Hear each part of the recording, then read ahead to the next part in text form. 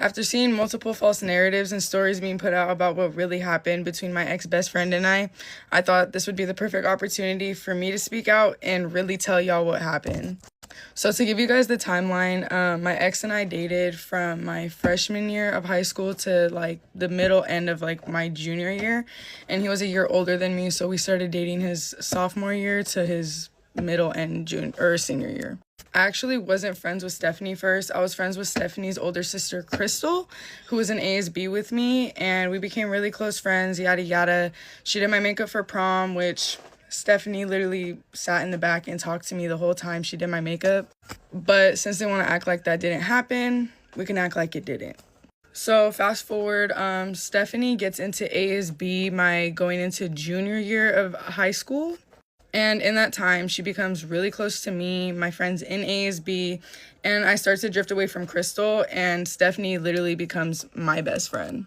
We spent every day of the summer together. We literally went swimming together. I went swimming at her house. She came to my house. She wore a bathing suit in front of my boyfriend, and I never questioned that as something weird because I trusted my friend and never thought she would cross me twice and even think about getting with my ex-boyfriend. Of 3 years, by the way.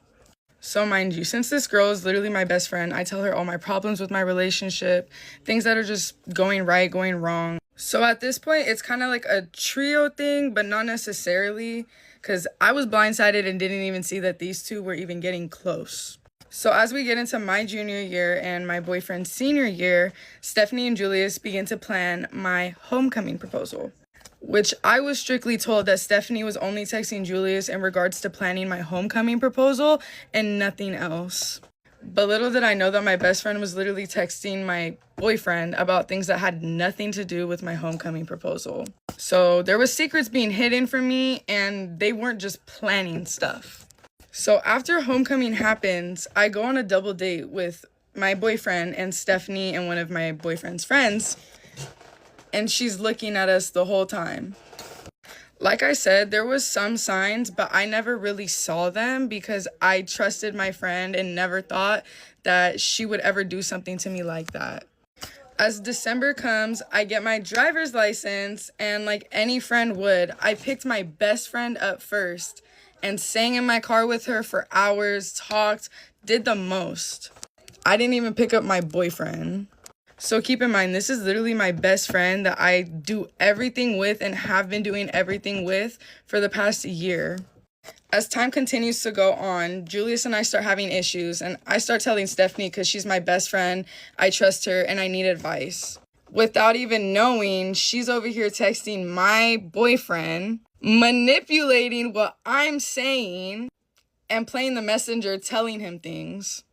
So she's over here feeding both of us information that's clearly not true, causing more arguments, more fights, just a bunch of stuff to happen, leading to Julius and I breaking up. My last straw with this whole thing was when I was in the ASB room and there was a conversation being said about the fires that were occurring in Pasadena. And as I'm expressing how my mom might have to evacuate, one of the people in the conversation that is a man tell me to shut the up. So as I'm being disrespected by another man, I look at my boyfriend to defend me, and he looks at Stephanie and laughs. So I walk out the room, completely ignore the both of them, and go home that night and break up with Julius. Now we're fully broken up, but we're still in that stage where we're kind of in contact, but still don't want to talk to each other. A week has passed by, and one of Julius's old teammates that transferred and he was no longer close to had found out what happened and wanted to have a conversation with me. He had some inside information about Stephanie and Julius being in communication even way before I found out. So we meet at a coffee shop and we just have a long conversation in regards to what's going on. Mind you, I'm finding this information out about my best friend that I'm still in contact with. And I do want to say it was probably not the best idea for me to hang out with one of Julius's old friends, but if you found out that your best friend was talking to your ex-boyfriend of 3 years, I think you'd want to know what happened too. And the fact that they want to say that that friend and I did stuff that day is just them self-projecting the fact that they were doing stuff behind my back without me even knowing. Mind you, I told Stephanie that this friend and I had hung out, but she twisted the story and told Julius that this friend and I had did something completely different. And then Julius texts me this. And Julius continues to go on social media and call me a in a At this point, Stephanie does a complete 360 and tells me she doesn't want to associate herself with me and Julius's drama anymore. Which is completely understandable because I wouldn't want my friend to feel overwhelmed with my feelings and someone else's. In the beginning of her distancing herself from me, I low-key caught onto it and I found an opportunity for me to express that to her. Like Stephanie and I always would before a school event, we went to go eat together. As we were in the parking lot, I felt like it was the perfect moment for me to tell Stephanie that I loved her and I felt like she was distancing herself from me and she could tell me anything in the world and I would never judge her. As someone that struggles to be vulnerable, I was vulnerable in that moment and I was crying to my best friend telling her how much I loved her. Stephanie looks me in the eyes and tells me that she loves me even more, hugs me, and says that there's nothing wrong between her and I. So we go to the school event together and everything is okay. 2 days pass and as I'm in class, I get this sent to me. That's my best friend walking with my ex-boyfriend. I know where that location is and I went there and I confronted the both of them. I asked them what was going on between them two and they couldn't give me a straight answer. So fast forward, there's a basketball game that I had to go to that my ex was playing at. And since I didn't want to go alone, I asked my best friend if she could go with me. And she says that she can't because she has to do something with her mom. Which was a complete lie because as I show up to the game, I see her in the audience with her hair, makeup done, with flowers. For my ex-boyfriend. So as the game finishes, I wait in the lobby to confront my best friend and my ex-boyfriend. One of my friends tells me it's not a good idea to stay, so I leave, and as I leave, I'm texting Stephanie asking for an explanation. And as I get to my car, she sends me this. So after that, I completely cut off all communication and never associated myself with her or him. So for 10 months and counting, I was quiet and didn't say anything until these two decided to mess with my family and my name. Stephanie lives in the same apartments as my cousin, and her and Julius continued to park in her spot numerous times, laughing and pointing at my cousin as she gets out of her car after her long shifts of working. After my aunt had a conversation with Stephanie's parents in regards to what had happened between her and I, they went on to say that they knew that Stephanie and Julius were dating and completely ignored the fact that I dated him, acting like I never existed. After the first round of them antagonizing my family and I truly thought about confronting the both of them, asking them to leave us alone, but my cousin told me it wasn't the best idea, so I didn't. But I can't stay quiet anymore when he continues to drag my name like this, but can't defend his girlfriend in a comment section in a TikTok that's about her. Stephanie, I know you find it a flex that Julius found you very pretty during our relationship, but my question to you is what makes you different from me? Everybody sees the fake relationship that you and Julius continue to post about, trying to convince everyone about how in love you guys are, when in reality, you're reliving the relationship that I was in with him, which all these screenshots can prove that. And the last thing I'll leave you with, Stephanie, is the way you get them is truly how you lose them, so think about that. Okay, so I figured since I had the time today, I can tell you guys the story time on my 22 hours in jail. I've gotten a lot of comments, DMs, people wanting me to talk about it, so buckle up. So this was over Memorial Day weekend, and I did not know about this, but over weekends kind of like that, 4th of July, big weekends, big holidays, they are going to be more busy than they typically would. So getting in and out of there, you're going to be staying in there a lot longer than you typically would. So I go in there. Now, because of what I blew, they decided to put me in a drunk tank, which that is where there are these like little cells right above the pit that you're put into that are really little. They have a toilet, a sink, and just concrete benches, and that's it. And you're really just put in there to sober up. So that little soccer mom that I had mentioned before in my first video, that's where I met her. I sat next to her immediately because she literally looked like someone that I would see at a PTA meeting. And so we introduced ourselves to each other. We were there for the same thing, and we just kind of started getting to know each other and chatting. There was this, when I first went in there, I had noticed before I sat down next to that soccer mom, this lady that was on the ground and she was kind of making these like wailing noises every once in a while. I'm not gonna laugh at this point because it's not funny. The soccer mom had told me that she was withdrawing from meth and heroin, I think it was, and she was going through it. When I had first sat down and she kind of gave me the background on what was happening with her, she actually, after a few minutes, came over, sat by me, the lady on the ground, and she asked me to cuddle her because she was so cold. Now I typically would do this. I am such a people person. I don't know. I would typically so cuddle her, but you guys, I believe she was homeless and she just smelled, there was just so much going on. And I just politely declined. I was like, "No, I'm so sorry." And she went and laid back down and just kind of like every now and again would like, ah, like in pain. Like it's not funny. So because the rooms are so small, you basically like hear everything that's going on in that tiny little cell. Because she was withdrawing, she got to a point where she was needing to throw up. So she went and threw up in the toilet. Now, the toilets in the jail are metal. So they are basically like a microphone to everything. You'll sit on that biddy and like, that biddy? What the fuck? I don't know what's going on. It's the trauma. It's coming back to me. She went to go throw up, and then me and that soccer mom kind of were like looking over, and it started coming out of the other end. So she was like hurrying and trying to pull down her pants.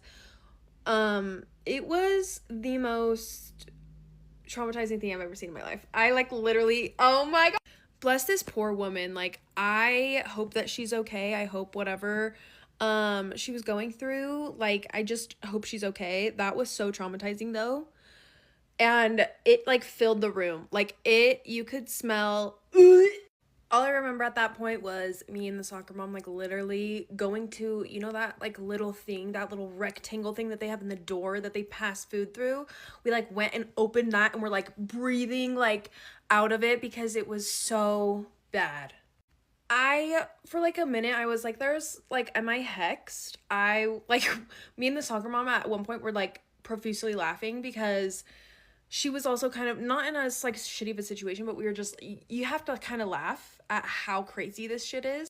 Like I was doing so well, I got dumped over the phone, and now I'm in jail. Like it's just like my life did a complete 180. Like I just had to kind of like laugh about it. So after that whole debacle, we get transferred to the pit now. And basically that's where I would spend the next 18 hours. I originally, like, when I sat down, there were men and women, like, all together, and I was, like, I, like, kind of looked around, and I was like, is this what it's supposed to be? Like, I had no idea. I thought, in my head, all the shows I had seen, men and women are separated. So, like, a man could just walk up to me in there, and of course, like, there's officers all around, but, like, it's scary. So, we sit down, we start kind of, like, talking to a couple of other people that are there that look semi-normal. So we're kind of sitting down there, we're talking to some other people that are around where we sat and just all just literally talking about how we got there. Anyways, then this man who was clearly on something came and he was put into one of the drunk tanks. Now, I think I had kind of talked about this also in my other video, but this is the man that went there for allegedly doing things to his own daughter. And like I said, he was on something. Like, I don't know. At first he came in, he was talking about the government, politics, talking about how he wanted to shoot everybody in there. And we could all hear this, you know, like it's echoing throughout the entire like unit. And so I literally, like, me and the soccer mom was like, I hope he doesn't get like his hands on one of the officers' guns or something. Like, this is wild. So after about like 2 hours of that, he then starts talking in detail about what he was doing to his daughter and how he got there and what he would do to her once he got out. And it was in detail, and it was like, I went in there and came out a completely different person from just the stuff that I saw, heard. Like, the stuff that this man was saying, I'm not going to repeat it on here because it's just, I'm not. But it was so disturbing. It was to a point where I actually stood up to one of the officers and I was like, hey, is there something we can do about this? Can we move this guy to another unit? Like, a lot of people at that point started to complain and say stuff. So I see all of these officers kind of gather, and they have these, those old, you know, the old, like, VHS recorders that you would, like, hold, and it had, like, that flip out screen. And they went in this guy's cell and they tear gassed him. They, like, have to record it, I guess. But they fully tear gassed him, and you could hear this guy get tear gassed. And when I tell you, it sounded like he literally was being stabbed, or like the screaming coming from that. Oh my God. And we're all just kind of sitting there, like, wide-eyed, looking at each other, like, oh my gosh, kind of peering over, looking at what's going on. And then a couple of the people that were sitting right under his cell that were in the pit started kind of, like, coughing and gagging. And when you're in there, you'll see, like, people will do certain things or, like, act hurt just to get, like, just to get something. So in my head, I thought that's what it was. I was like, oh, maybe they want to get moved to a different part or whatever. And then I took a deep breath in. And I had said this on my other video, but it was the most intense feeling I have ever experienced in my life, hands down. When I breathed in, just started gagging profusely. Like, you immediately just pull your shirt up under your mouth and your face just so that you can, like, breathe. But I remember my eyes watering, my nose, like, snot, like, it was terrible. And it was so bad to the point where they had to move us to, like, a separate part of the unit for that to, like, all air out. So we're put in another part of the unit in the processing, and we're put back into, like, those little cells that I had mentioned before, like the drunk cells. So there's, like, 8 of us to one of those. So, like, some girls were, like, standing, other girls were sitting there, and we were all just kind of like, okay, we'll be in here for, like, 20 minutes max. And then they'll, like, move us back out. So it was kind of uncomfy. And one of the girls in there with us, she was like, you guys, I'm so sorry. I don't really know what to do. My stomach, like, I think that tear gas and, like, this anxiety and stress has just completely messed with my stomach. And I really need to use the bathroom. And I'm so nervous to do it in front of you guys because I can tell it's going to be bad. And I was like, oh my God, not again. Like, oh my God, why me? Why me? So she continues to blow ass into the toilet. I'm gonna need to make a part 2 because I'm running out of time. Leave it to my dad to pull up to my freaking school and show up and try to force me to believe, like, wouldn't let me leave. We're in my car. I put my phone on D&D because I don't want to be woken up. People who don't live in this building are not supposed to come in here automatically before him. Or he lets him in. Lets my dad in. I'm sure he was either knocking on the door, banging on the door. Hey, you're upstairs. He said that 10 minutes had gone by and he was banging. They were both banging on the door, supposedly. And I wouldn't answer. And she says, all right, you have a visitor here to see you. I said, okay, give me a minute. He could have been lying about the 10 minutes just to make me feel, you know. So I get up, go to the door. He's sitting here throwing freaking podcasts in my face, literally left and right. Left and right. Left and right. Trying not to see the real truth. Trying to tell me that this, that, and the third. That where I get my information from TikTok.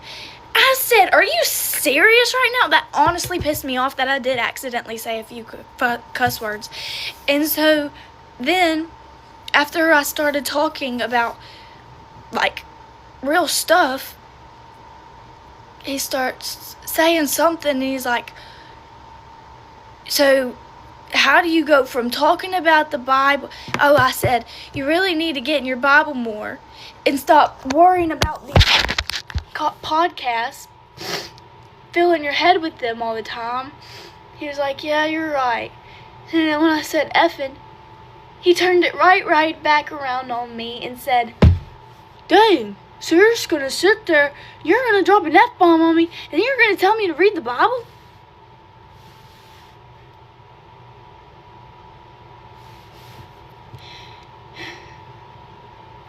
I have my own problems too. Okay, nobody is perfect. Nobody is perfect. But here he is telling me all this crap. And I was just sitting here trying to tell him, I don't want to hear this. I don't want to hear this. I don't like politics. I don't listen to this.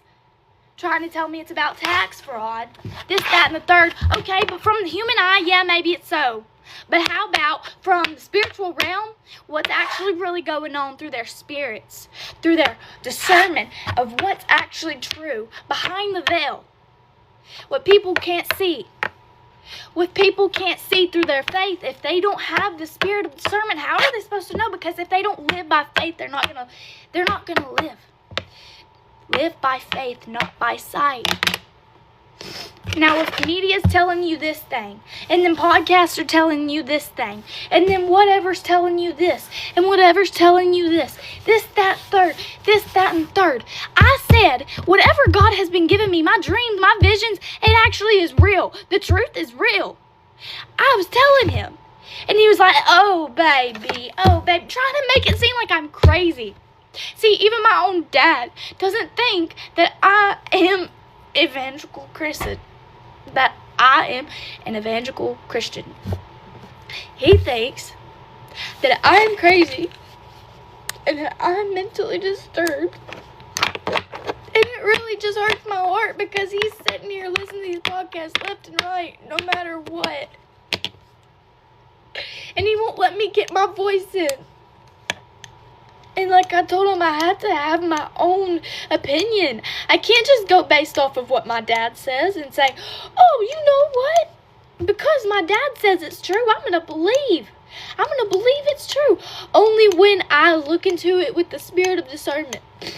And I go to scripture. And I get confirmation from God. My dreams are fake.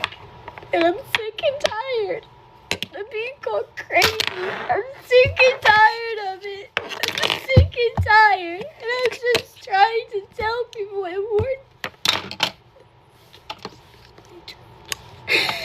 it literally was telling me. And then he was telling me that I wasn't about to talk to him this way because he literally had to hide my spirit rise. You know, that's what the enemy wants, is he wants to get us tempted, wants to get us rise, wants to get us to the point of where we're malice and yelling. And, you know, he knows our boundaries, our limits, our instance of what helps our spirit or hurts our spirit, what our spirit is capable of, and what instigates it. And so, he started telling me, well, you're going to regret this. You're going to regret that. You shouldn't have said that. I'm not going to let you sit here and talk to me like that. I can't control it. I try my best, and then it's either I talk like that or I go into a panic mode and I can't breathe. And then after when he left, I literally couldn't breathe. And I had a panic attack. And nobody would listen. And so, here I am. Because this is what I do. This is how I get my emotions out. Because, here you go. Because God made me a loner, okay? That's how it is. That's how it's always been. That's how it's always going to be. It's how it's always going to be, because God is the only one that's ever truly known my pain, known what I went through, known how to help me through it. He's the only one that's ever known how to help me.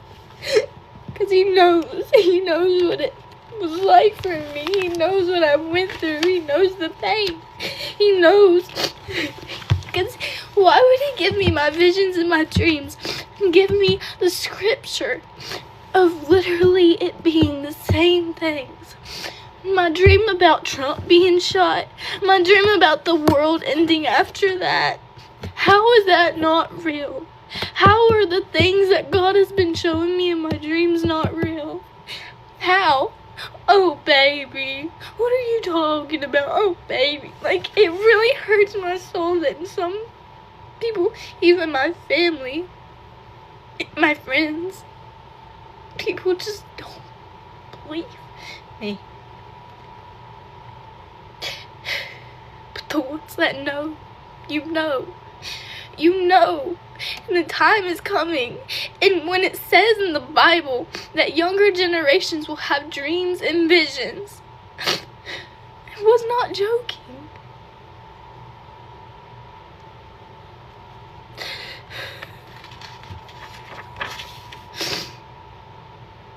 And when it says Jesus is the name above every name, it even means every single name. Every name. Jesus is the only name above names. Nobody else but him. So what makes you think I'm gonna listen to politics? What makes you think I'm gonna listen to a left side or a right side when I can follow what's true? Jesus. He took up the pain for both, so I'm just gonna believe and trust in him. He was literally telling me just to sit back and watch. Just sit back and watch. You're about to see you're about to see what's really going on. Just sit back and watch. Okay? I've been sitting back and watching. Everybody's been dying left and right. There's been people getting killed left and right. People, literally, their towns, their communities, their countries are getting taken over left and right because it's all about having peace with the people. But yet there's war, famine, fashion, raiding into people's communities like Hitler himself. It's just like that. So go ahead, Dad. Take everything you want from me. But you will never take my faith. You will never take that away from me. You will never take that away. You try to put me in a crazy asylum, I will have thousands of people coming for me. Taking my side, saying I am not. Because they know what it's like to have dreams and visions. So yeah, here I am, literally talking about how I am and what literally affects me and what causes my PTSD to be set off. Literally, as it shows, my dad's freaking screaming, yelling, cussing, screaming at me, trying to tell me and threaten me that whatever I have right now, I'm not about to be talking to him like this, because I couldn't stop talking to him like that, because literally I would have went into a panic attack. I would have went into panic mode. Okay, this is story time on how I was 15 years old in a situationship with a pastor from Tyler, Texas. How it began is I got a message on MySpace, and the message said, "Hey, beautiful." So I responded, "Hey." So from that day forward, the messages kept going on.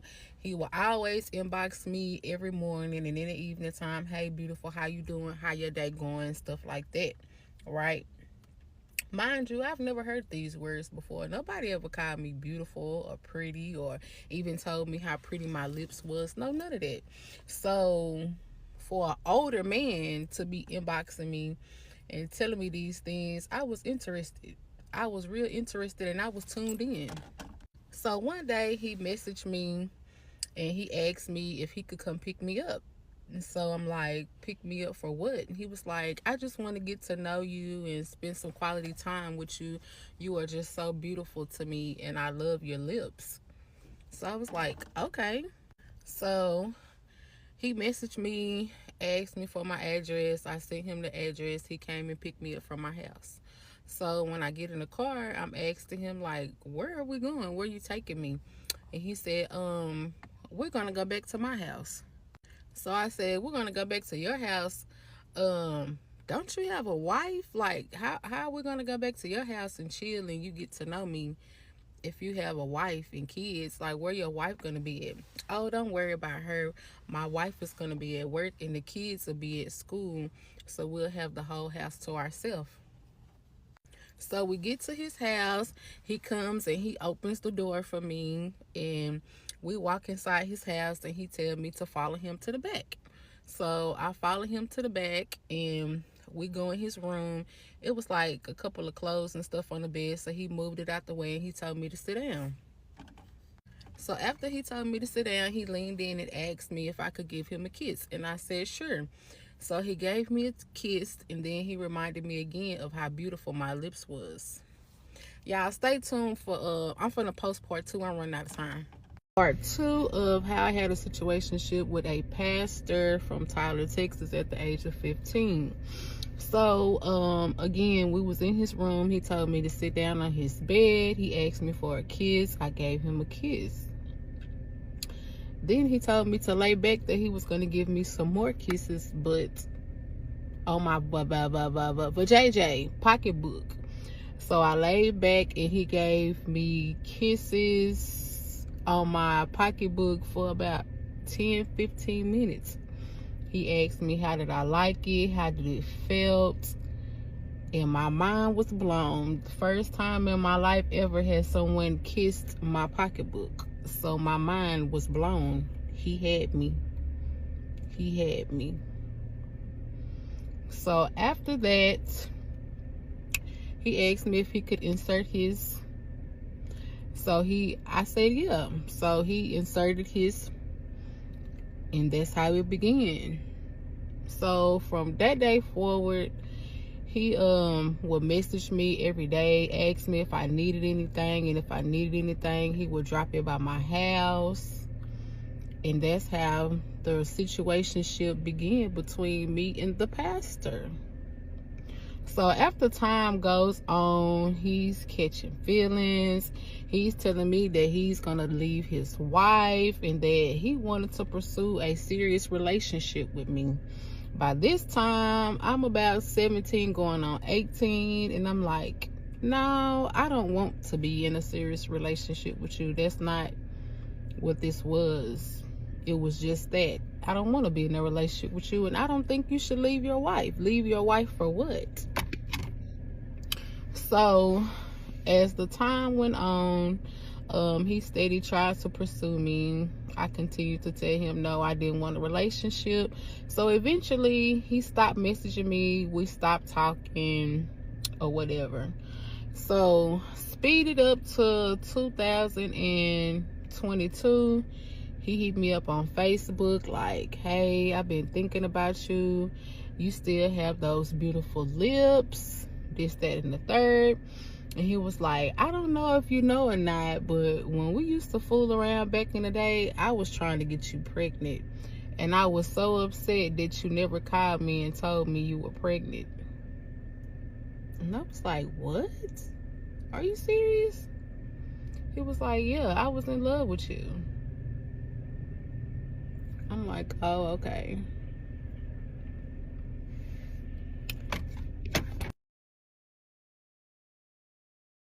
So speed it up to 2024. I had messaged him and I said, have you ever told your wife how you used to have relations with me in y'all bed? Like, have you ever told your wife about that? And he blocked me. The reason for me coming out telling this story is because it's a part of my healing journey. I'm trying to heal from all the trauma, everything that happened to me when I was a child, when I was a teenager.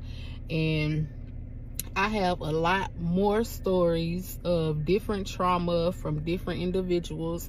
So I will be posting those stories as well. And like I said, it's a part of my journey. It's a part of my healing process.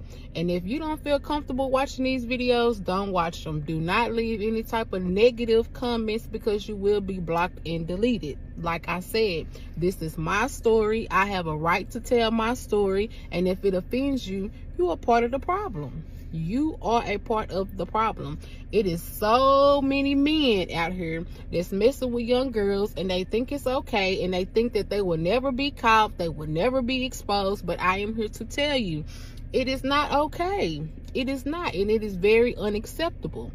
And it is what it is. Let me explain how a lie took my son's entire life. My son was 17.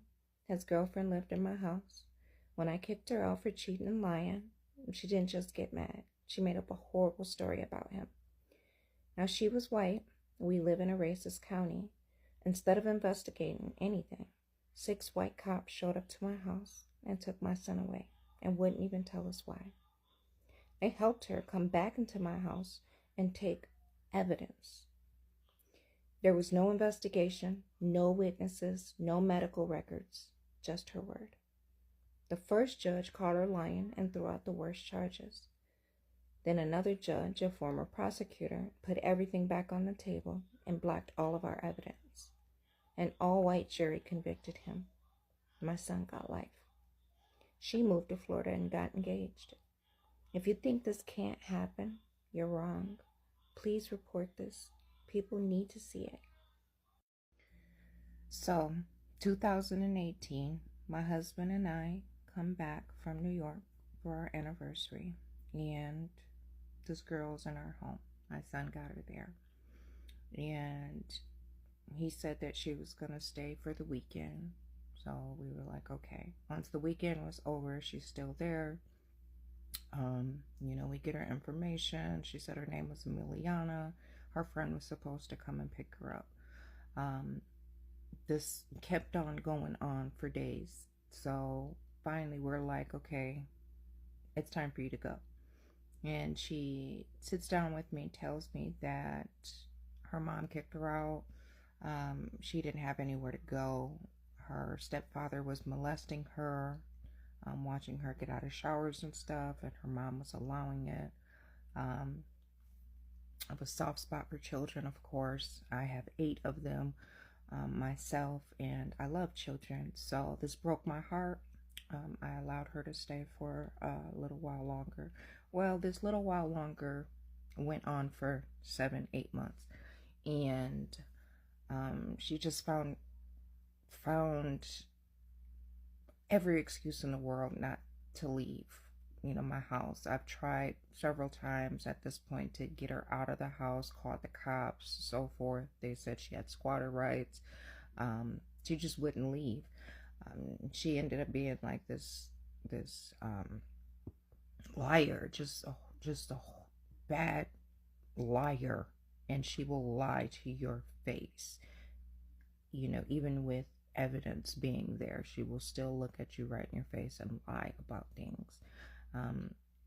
We found her, sending nudes to guys while my son was at work. And she told my son the whole time that her phone was broken. She caught herself smoking weed with my 14-year-old daughter at the time, lied to my son and said that was my daughter's idea, got her in trouble. Just a lot of BS, and I couldn't seem to get rid of this girl. At one point, she left finally, and then hitchhiked her way back to my house with her mom's stolen credit card, and I had people knocking at my door. I mean, it was just a big, huge mess. So fast forward all the way to the month that we kicked her out. I kicked her out.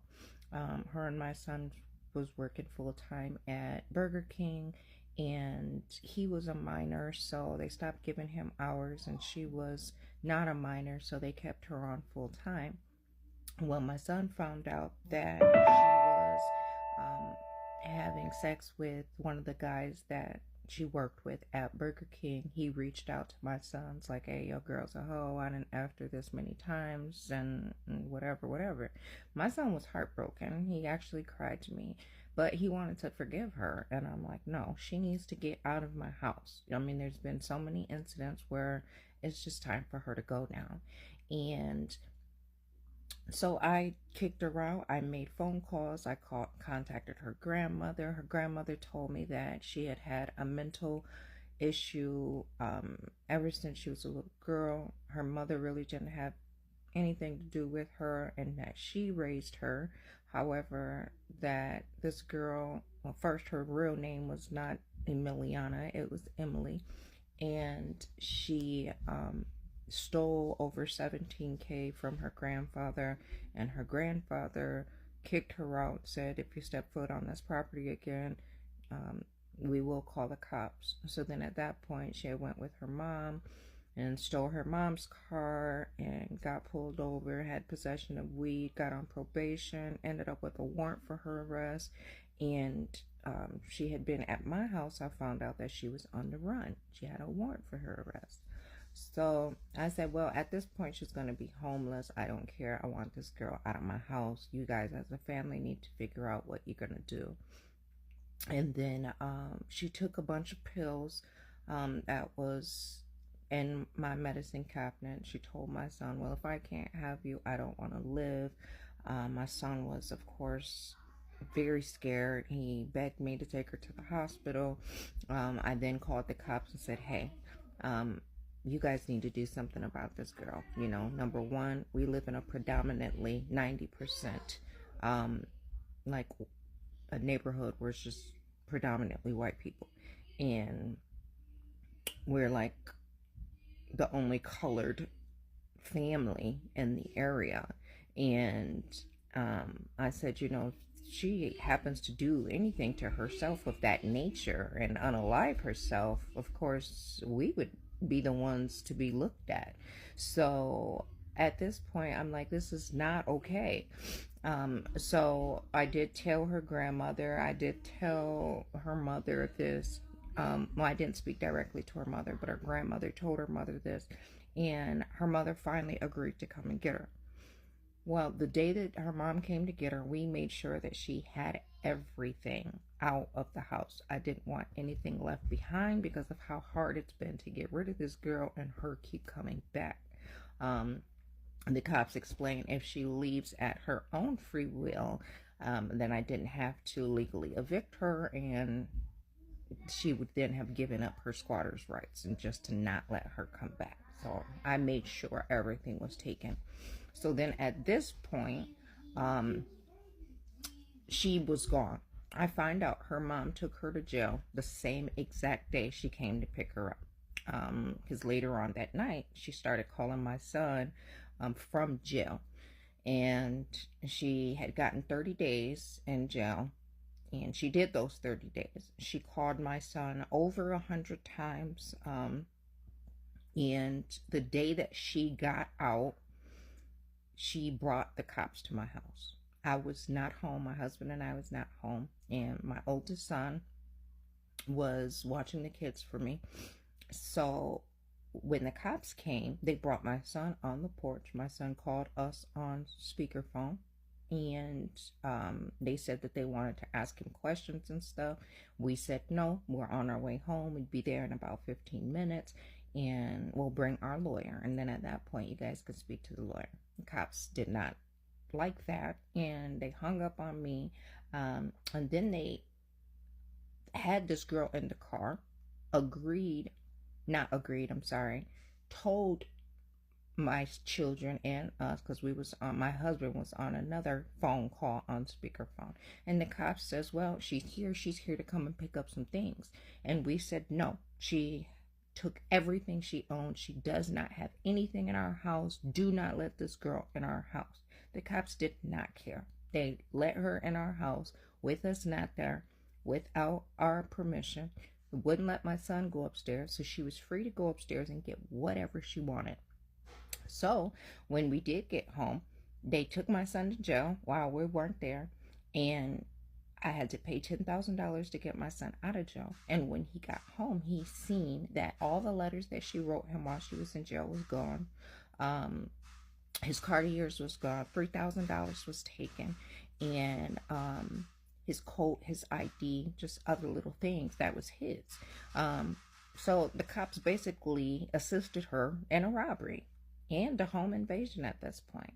So we told our lawyer about that, and he says, well, at this point, because it's such a racist county out there, just call and file a complaint.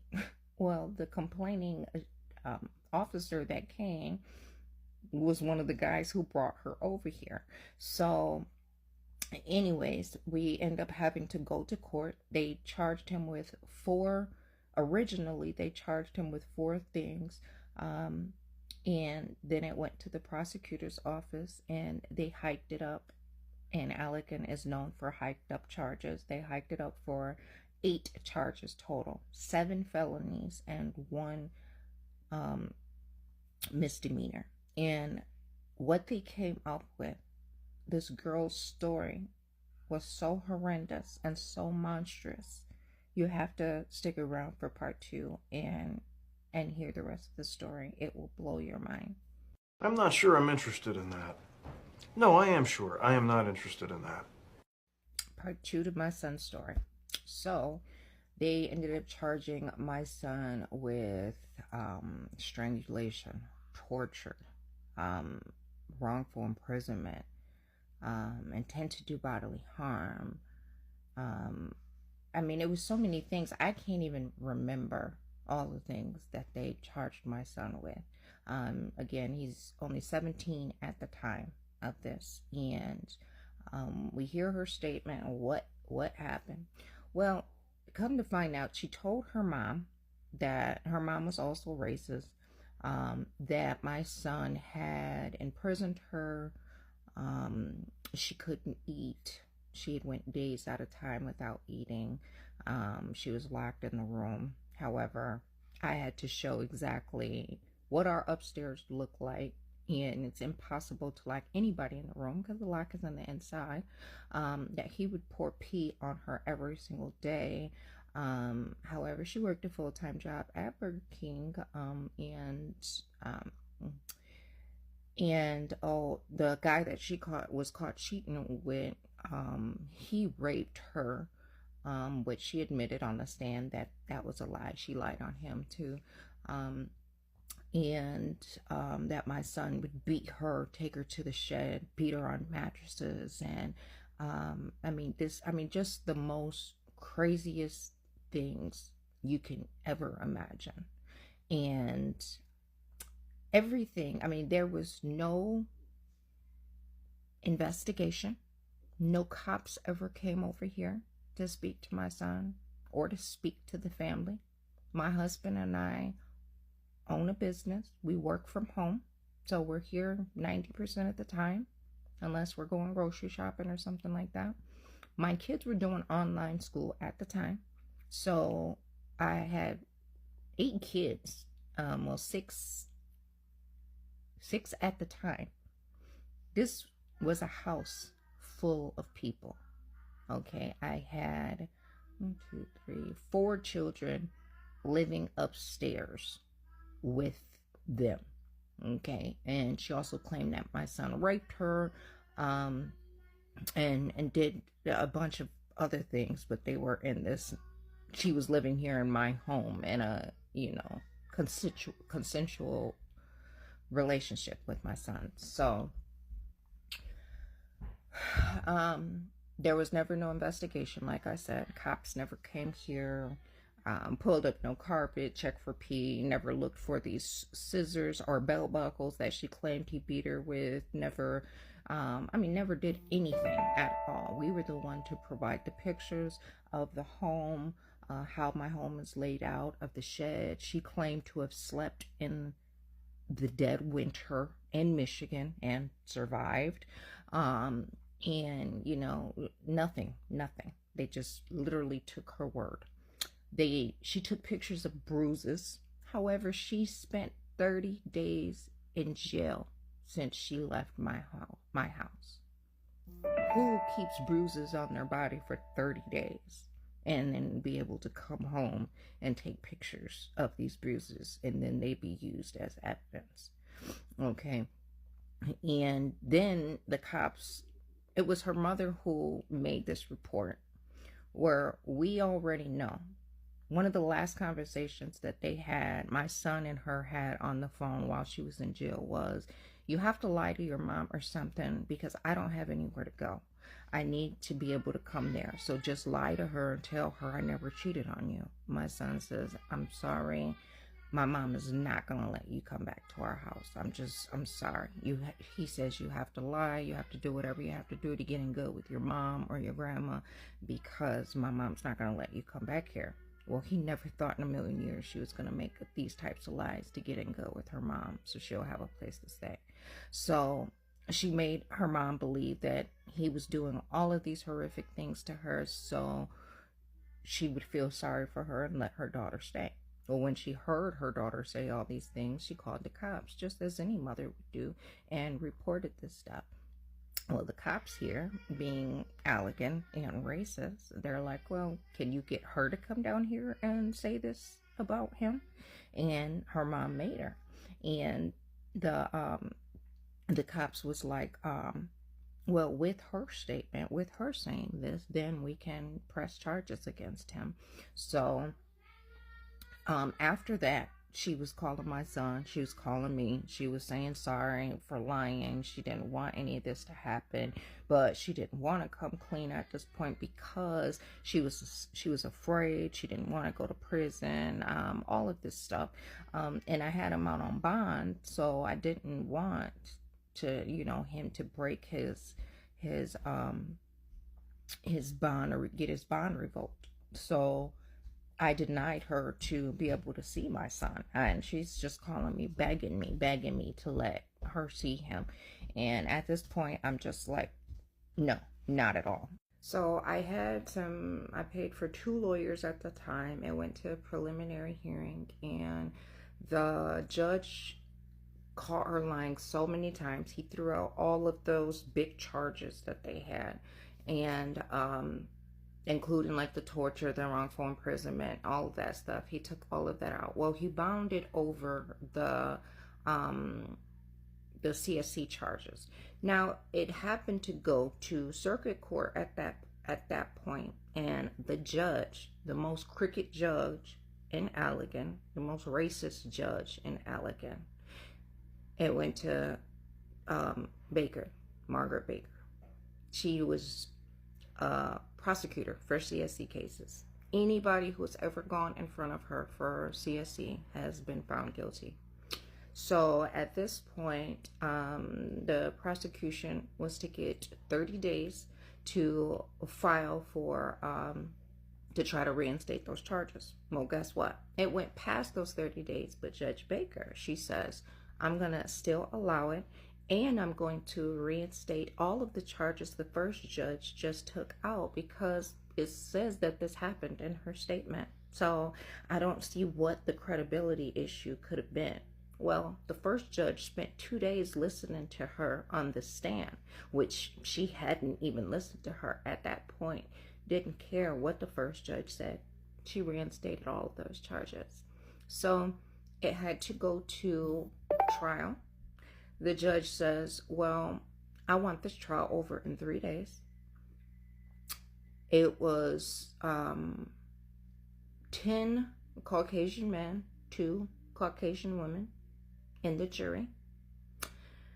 Every piece of evidence that we had over 100 phone calls of her saying the complete opposite of what she claimed happened to her in this house. Judge Baker wouldn't allow those phone calls to be played to the jury. We had pictures, we had videos, my son was a rapper, so he would record everything. He literally had videos on Snapchat of them every single day. There's no bruises, there's no locked up, there's no torture, there's no anything of that nature. It's just 2 young people having fun, smoking weed, rapping, making videos, just regular relationship stuff. And she wouldn't allow that. She wouldn't allow none of the pictures. And then during that time, my son ended up getting another girlfriend, and then she really got mad and she really went in. So her story of, oh, afraid I'm going to get in trouble for telling the truth turned into, oh yes, he really did this stuff to me. And she went full force at trying to get him in trouble.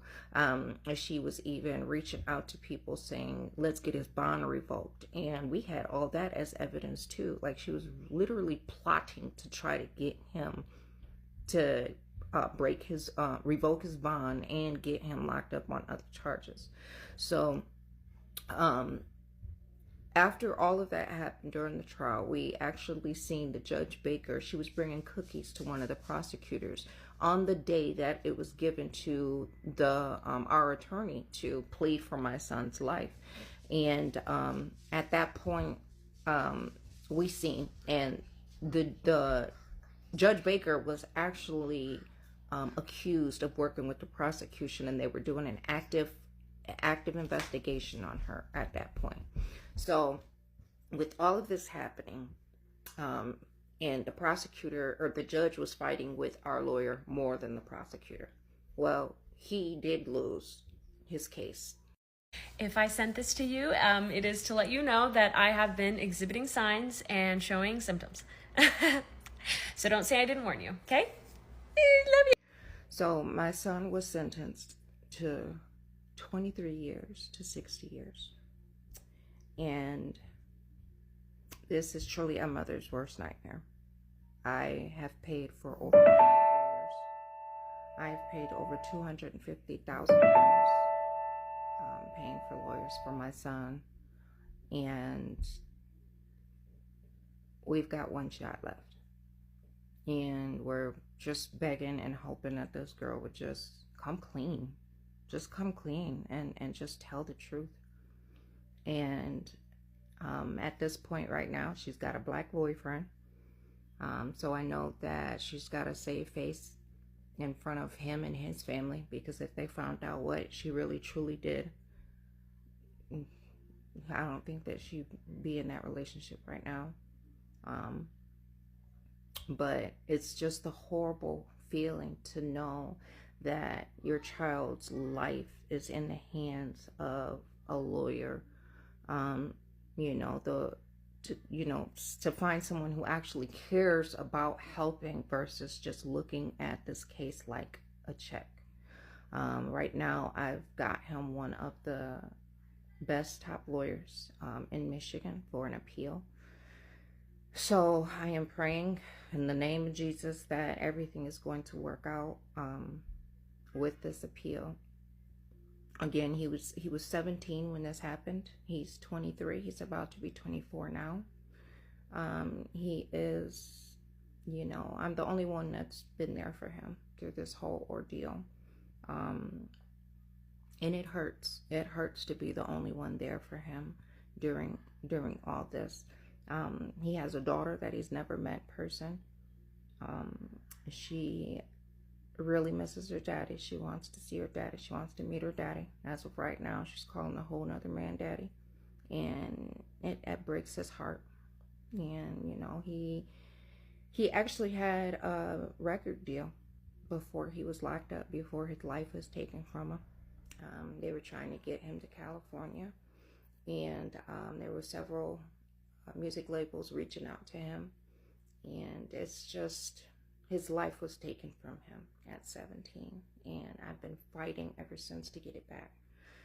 So if you are interested in reaching out to him, I know that would mean a lot. He is looking for pen pals and, people to just vibe with and talk to. He is a man of God, and he is still looking up, staying positive.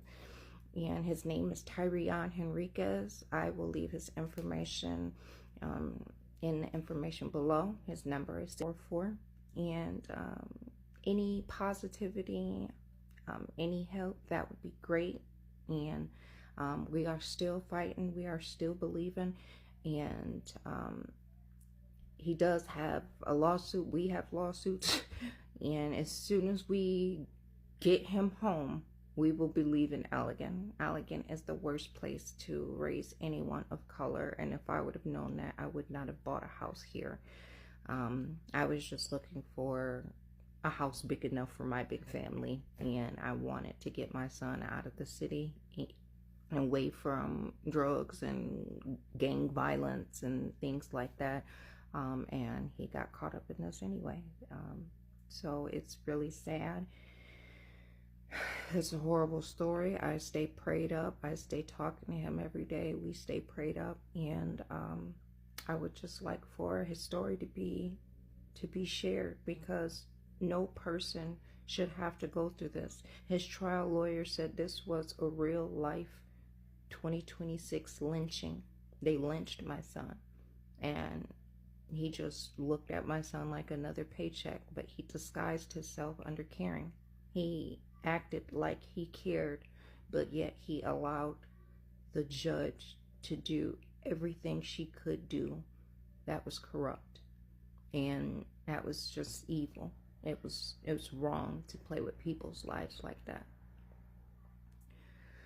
So you share this story. People deserve better. We deserve real justice.